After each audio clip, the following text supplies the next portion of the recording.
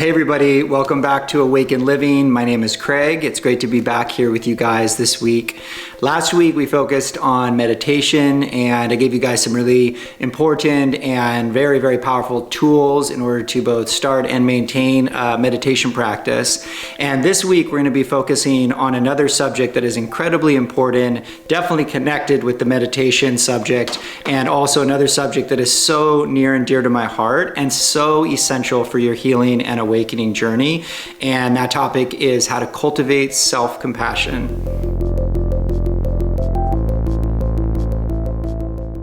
So this subject of cultivating self-compassion, I cannot overstate how essential it is on your healing and awakening journey.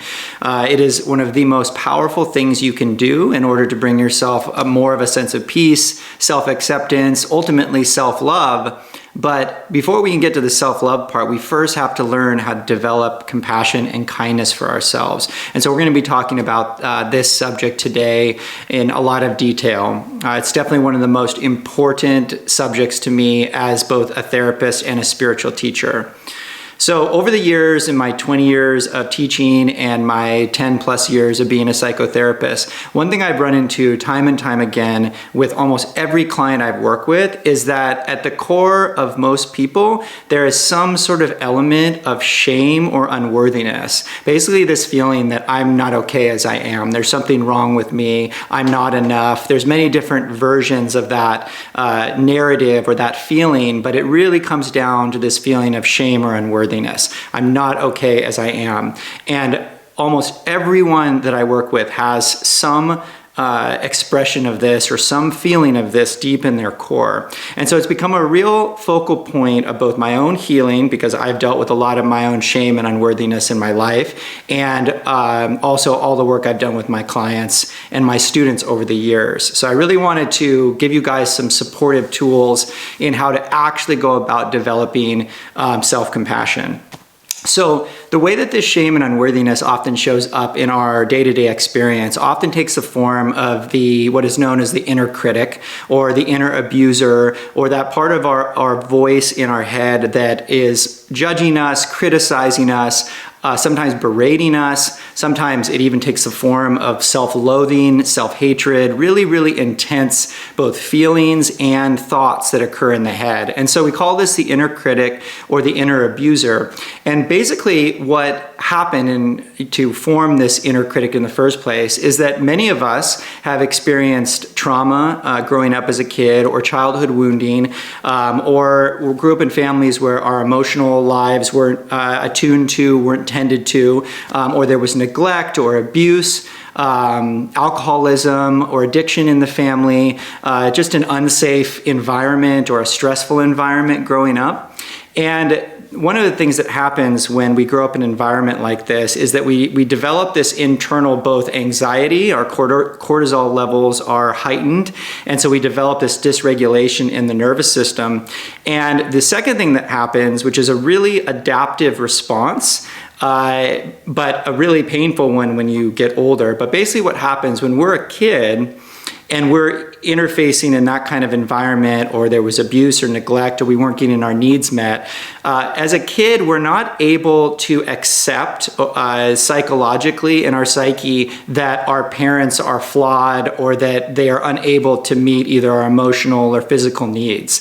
There's just, being as a dependent, innocent kid, there's no way that we can comprehend or deal with that on a psyche level, that we're unsafe or that we're in really bad conditions, or our parents can't take care of ourselves. And so we do this really adaptive, intelligent thing when we're younger, and instead of accepting or being able to fully receive the fact that things aren't safe, which would totally decompensate a young little ego and nervous system, we actually adaptively turn that intensity, shame, cortisol level, heightened cortisol level, dysregulation in the nervous system, into something must be wrong with me. So instead of being able to, again, fully understand the situation and the multiple layers of it and the flaws of our parents and caregivers, we internalize it. So we make it about us. In order to stay attached to our caregivers, we say to ourselves, not consciously, but on a very deep level, on a deep psychological level, there must be something wrong with me, or dad wouldn't keep drinking, or mom would pay attention to me more, or one of my caregivers wouldn't have left. And so we internalize this trauma and this wounding into something inherently wrong with us. And that forms some really deep shame and unworthiness in the psyche and in the nervous system. And so what happens, it allows you to survive and stay attached to your caregivers, because again, a young psyche and a young nervous system, there's just no capacity to be able to fully understand all of that, or there would be a decompensation in the psyche. It would be really bad. And so the shame response, making it about the child, making it about yourself, creates a situation where you can continue to survive and stay connected to your caregivers. But what happens is that we grow up into adults with this same deep feeling of internalized shame and unworthiness in us. Like we continue to live into that narrative and that identity. And more than anything, it's just a feeling that there's something wrong with me. That shame and unworthiness that we internalized a long time ago just continues to operate long after we've left that situation. We've grown up. We may be living our lives and have kids of our own, have partners, have families. Everything might be going well, or you might be struggling, but there's this pervasive feeling of there's something wrong with me. And that's that real core of shame and unworthiness that continues to live in the body and in the psyche. And what happens with that feeling of unworthiness over the years, that it gets internalized also into this critical inner voice, this part of us that berates us, judges us, criticizes us, is really, really hard on ourselves. And so that is an internalized shame that both lives in the body, the nervous system, and in our mind as often obsessive thinking and often just negative thinking. I spent years and years and years just beating myself up for everything, never focusing on all of the good stuff that I was doing and being in my life, but focusing on all the ways I was making mistakes, just absolute, my inner critic just berating me and beating myself up. And it was horrible. It caused so much suffering. And it took me years to recognize, years of my own therapy, years of my own healing, to recognize that my own childhood trauma led me to feel these deep, pervasive feelings of shame and unworthiness on a really core level. Like it's in the psyche, it's in the somatic body, it's in the nervous system. And I had developed, like many of us do, this really intense inner voice that just absolutely was just beating the crap out of myself. And so many people have this experience. And so, often I say to clients and students, when you really start to look at this critical inner voice, and it may look like perfectionism, again, just critical thoughts about yourself, shame thoughts, just, real intense thoughts. Oftentimes, with this critical inner voice, we literally wouldn't treat anyone in our lives or a perfect stranger with the level of negativity and intensity and criticism, and in some cases hate, as we treat our own selves. It is a really, really insidious thing that so many people deal with, but it's all because they internalize that shame from childhood, and then it's become this just automatic voice inside the mind that just continues to, consistently criticize us. And so again, often I'll tell people, if you really start to look at it, we would never treat even a stranger, even an enemy, even someone who's done us wrong, with the level of criticism and negativity and sometimes hatred as we oftentimes treat ourselves internally. And so there are three main steps that really help turn this pattern around, repattern this, come into a space of self-acceptance and self-compassion. So the number one way to do this is observation. So we really have to start observing the critical inner voice and how it shows up for us in our day-to-day experience. So sometimes this shows up, again, as just, a perfectionism, holding ourselves to this impossible standard in our minds, being down on ourselves, being hard on ourselves, telling ourselves that we're not good enough, that we're not thin enough, that we're not successful enough, down to just feelings of truly like self-loathing and self-hatred. And so you first, wherever you are on the spectrum of that, it's really, really important to begin to first observe the mind and observe the ways in which that critical inner voice really attacks us. And this could happen very subtly, or it can be very loudly. Some people are very aware of their inner critic, and other people, you may not be aware of it, but once you start paying attention, you might be like, oh wow, I really have incredible high standards for myself of perfectionism or workaholism or whatever it might be. And so the first step is to just start kind of observing your thoughts day to day. Like, how am I thinking about myself? How am I treating myself internally? And so you start to develop a process of really being aware of the shape and the energy of this inner critic. So that's step number one.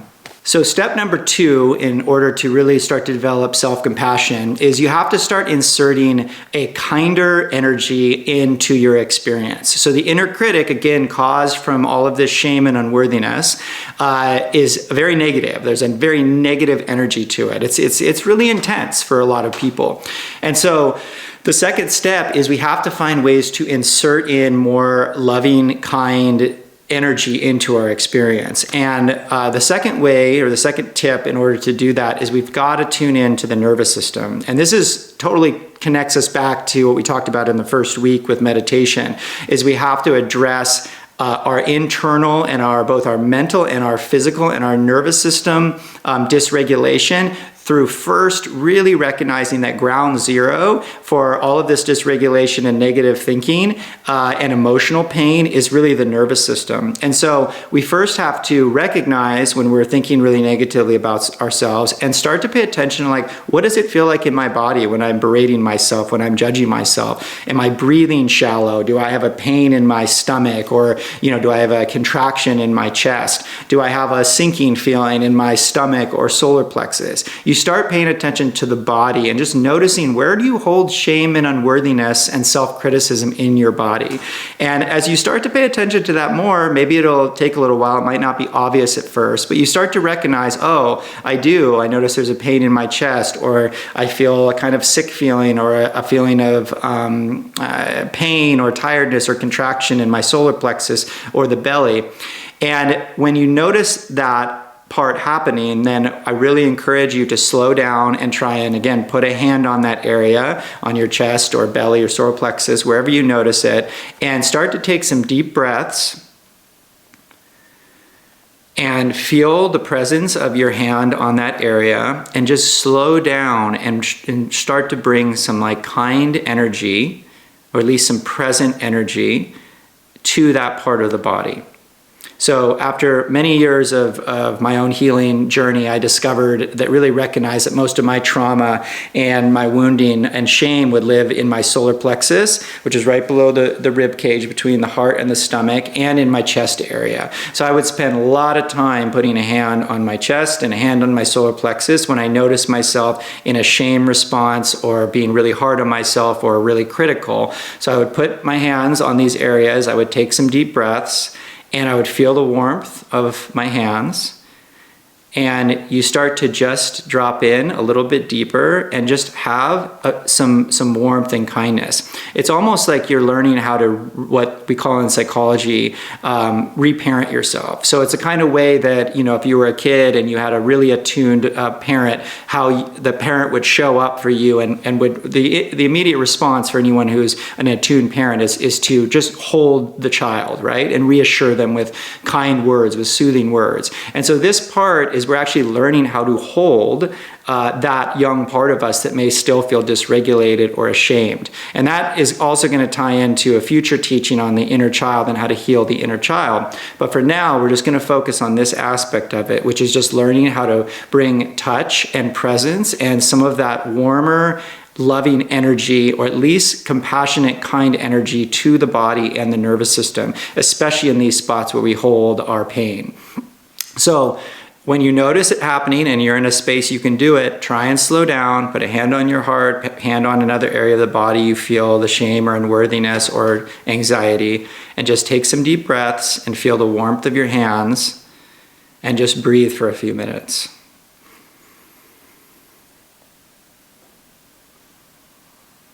And by doing this, you're disrupting the intensity, the dysregulation of the body, where shame lives in the body as dysregulation, and you're disrupting the berating and critical mental process that is occurring in the mind by doing this. And you got to have lots of patience for yourself because it takes time, but the more you practice this, the more your nervous system starts to regulate and those critical thoughts start to lose power. So that's number 2. The number 3 tip in order to develop self-compassion is to start to bring in a 1 or 2 or 3 affirmations or mantras that really speak to the heart of your shame or unworthiness and your nervous system dysregulation. So I often will encourage clients to come up with 1 or 2 or 3 affirmations that really, really speak to that part of you. So some people develop an affirmation, create one around I'm safe, I'm loved, I'm enough, I'm doing the best that I can. Something that really speaks to the core of what, kind of the original wound. So for years when I started doing this, the only thing I could say to myself for years was, I'm doing the best that I can. And I wasn't able to get to the I'm safe. I didn't even know that my trauma had to do with safety for years, but I was so hard on myself and so in this perfectionistic cycle that all I could do for years was slow down when I could and say, I'm doing the best that I can. And that voice over time was enough to really bring me a new energy of relating to myself that was much warmer than that critical perfectionism. So what I want you to do is really just tune into what you need on a deep level. If you were a kid and you were in an unsafe environment, maybe you want to make an affirmation around feeling safe. If you're a perfectionist, maybe you want to make an affirmation around being enough, or I'm perfect as I am, or I'm enough as I am. And maybe, if it's around shame and your deepest medicine you're needing is to feel loved, maybe saying something like, I'm loved as I am, or I am just loved.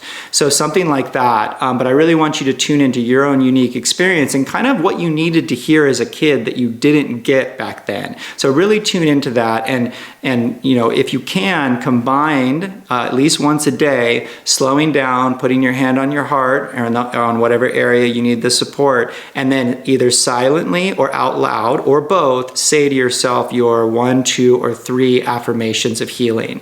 And so with that, you want to give yourself, again, that kind energy, the kind of energy that a really attuned, loving parent would give a child when they were struggling, both with the physical touch and also an affirmation of safety or love or enoughness. So that's the 3rd tip, and it's really powerful to do this a couple times a day if you can, or throughout your day. You can always use an affirmation or this physical touch to bring some kind energy to yourself. So just practice it when you can. It's incredibly powerful. If you can set up a time in the morning and the night to say your 3 affirmations, and make sure when you do it, you can say them out loud, but also make sure you say them silently, because when you say them silently to yourself, it starts to seep into the subconscious. And the subconscious is really where that shame and unworthiness and perfectionism lives on the deepest level. And so we want to work on having those affirmations seep into the subconscious mind. And so if you can once or twice a day, at least, try and say them silently to yourself.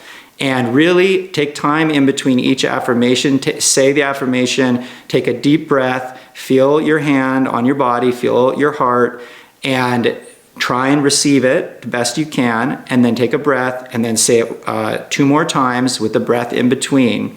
And as you start to practice this more and more, it really starts to seep into your body, your nervous system, your mind, and the subconscious. And this really, really makes a big difference. For a while, it might feel awkward or weird, but you kind of got to fake it till you make it, and just keep working with it. Keep trying to do it the best you can. And after a while, it gets more comfortable and you start to really be able to receive it. But have patience with yourself when you do it, because it may feel a little awkward at first. It's something you need to practice. But as you practice more and more, it really, really seeps into your experience, and it ends up being an incredibly powerful healing tool, especially when you combine the physical touch and the warm energy and these positive healing affirmations for ourselves. So those are my 3 tips on how to start to cultivate self-compassion for yourself. 1, we're going to observe the inner critic, the inner abuser, that voice in us that really berates us and is critical. And we're going to recognize how that operates in our psyche, in our minds, and in our bodies. And number 2, we're going to start to bring presence to the areas of the body where we hold our shame and dysregulation through physical touch and through breath. And number 3 is we're going to create really tailored affirmations of healing and self-compassion that really speak to the core of our wounding, our shame, our unworthiness. And we're going to practice breathing, using the physical touch, and saying those affirmations to ourselves at least once a day, ideally twice a day, or you can just say them throughout your day when you notice that the critical mind and is really active and the nervous system is really activated. So those are our 3 tips for developing self-compassion, and we're going to talk a lot more about these subjects in future weeks, but for now we're going to stop here, and I'm going to guide you guys in a self-compassion meditation. Thanks a lot.